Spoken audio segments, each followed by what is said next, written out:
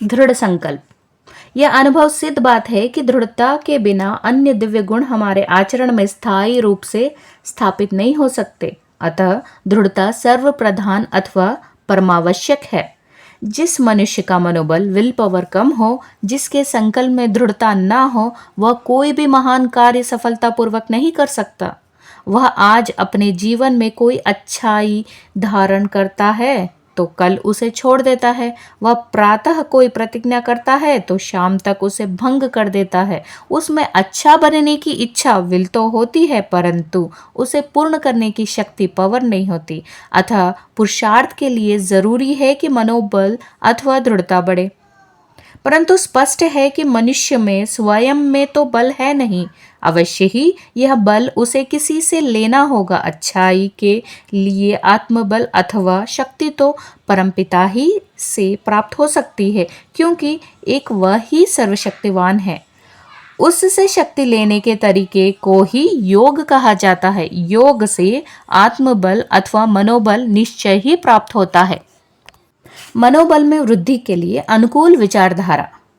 दूसरी बात यह है कि जब मनुष्य प्रतिज्ञा करने के बाद उसे निभा नहीं पाता तो उसका मन दुखी ही नहीं होता, बल्कि आगे के लिए उसके संकल्पों में दृढ़ता भी नहीं रहती। उसकी वृत्ति में निराशा बनी रहती है और आत्मविश्वास भी नहीं रहता।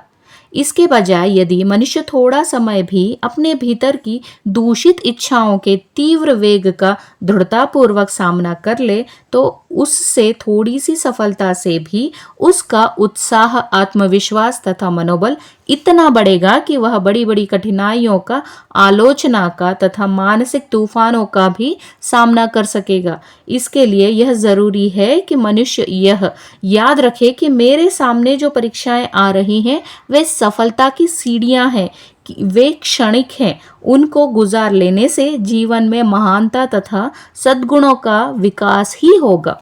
सभी जानते हैं कि यदि किसी भवन की नींव सुदृढ़ न हो तो भवन अधिक समय तक टिक नहीं सकता।